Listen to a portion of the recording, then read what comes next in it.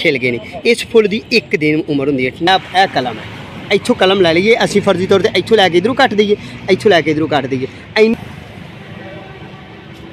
यह वाली कोंपल ठंडी छाँव तुसीं इहनूं कट के पत्ते उतार के ला दोगे।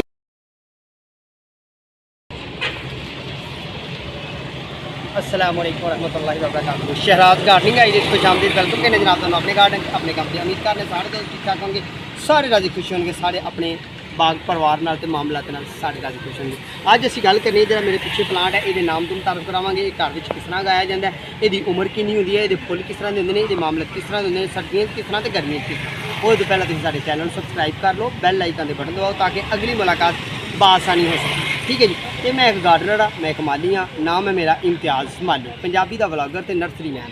गल तुहाडे नाल करनी है कि इस पौधे का फुल देखो माशाअल्लाह भंबीरी तरह के फुल ने, स्टार तरह के फुल ने। देखो ना किस तरह स्टार तरह घूमन वाला स्टार बनया मैं, तो फुल भी बड़े प्यारे तो बड़े खूबसूरत सोहने सुथरे बने हुए हैं। ठीक है, झूमर नमा फुल ने, गुच्छा नमा, यानी कि यह कलियां हले फुलनियां ने, निकलनियां ने, तो यह फुल खिल गए हैं। इस फुल की एक दिन उम्र होंगी है, मैक्सीमम एक डे की उम्र होंगी है। तुसीं थले देख रहे हो, थले दिखाओ जी, थले देख रहे हो झरे हुए, यानी कि जेरे जिन्हों की 24 घंटे उम्र होगी वो एक्सपायर होकर थले गिर जाते हैं। यानी कि यदि एक दिन सिर्फ उम्र होंगी है 24 घंटे कली की, तो नवीं कलियां निकलदियां ने। तो बरसात के दिनों मौसम बरसात यानी कि जुलाई अगस्त के दिनों फुलों भरमार होंगी है, तो एवरी ग्रीन प्लांट होंगे, यानी कि खजामी ये नहीं आती। पर फुलों की जो गल करिए तो फुल ये बरसात के दिनों आते हैं, गर्मी मौसम गर्मा च आते हैं। हल्की हल्की धीमी धीमी खुशबू होंगी है। तो प्लांट को तैयार किस तरह करना, जो तुहानूं किते मिल जे तो यदी कलमकारी लैनी है, तो कलम ए वाली कूली नहीं लैनी, यह कलमा नहीं लैनी है, ए वाली इत्थों कलम लैनी है जिहदे पत्ते झड़के होण, ए कलम है। इत्थों कलम लै लीए असीं फर्जी तौर पर इत्थों लैके इधरों कट दईए, इत्थों लैके इधरों कट दईए, इन्नी जमीन च बैंड कर दईए, तो यह दो अखां जिहड़ियां ने इन्हां नूं रहन दईए, तो फिर ये साडे प्लांट इत्थों ग्रो करके तो इत्थों नवा प्लांट तैयार हो जाएगा। पर यदा टाइम केह्ड़ा है, यदा बेहतरीन टाइम बेहतरीन वक्त यह है कि जनाब 1 फरवरी तो लैके तो 1 मार्च तक जो टैंपरेचर तुहाडा 25 सेंटीग्रेड तो लैके 30 सेंटीग्रेड 32 सेंटीग्रेड के करीब करीब होंदा है मौसम बहार। ठीक है, तो अगली गल यह है कि जे इनू तुसीं मौसम बरसात च तैयार करना चाहो तो यदी करो एयर लेयरिंग।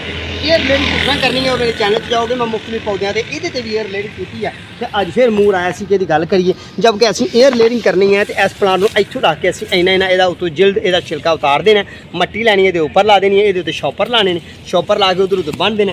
ठीक 15 दिन के अंदर अंदर साडा तैयार हो जाएगा प्लांट। ठीक है, बीज का कोई नहीं होंदा, बीज तो तैयार नहीं होंदा, कोंपल तो भी तैयार होंदा, पर ठंडी छाँव अजकल तुसीं वाली नरम कोंपल अजकल ठंडी छाँव सावन के दिनों अगस्त के दिनों यानी कि जुलाई अगस्त के दिनों यह वाली कोंपल ठंडी छाँव तुसीं इहनूं कट के पत्ते उतार के ला दोगे तो कोंपल तो भी तुहाडा तैयार हो जाएगा। प्लांट का नाम है, पौधे का नाम है चांदनी।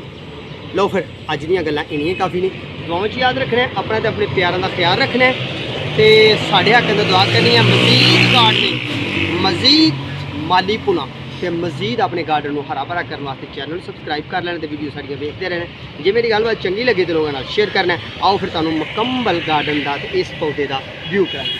माशाअल्लाह कितना ही खूबसूरत कितना ही सोहना तो कलियां नाल भरिया होया। ये मतलब मजीद मालूमात लैन वास्ते तुसीं कमेंट बॉक्स भी पूछ सकते हो।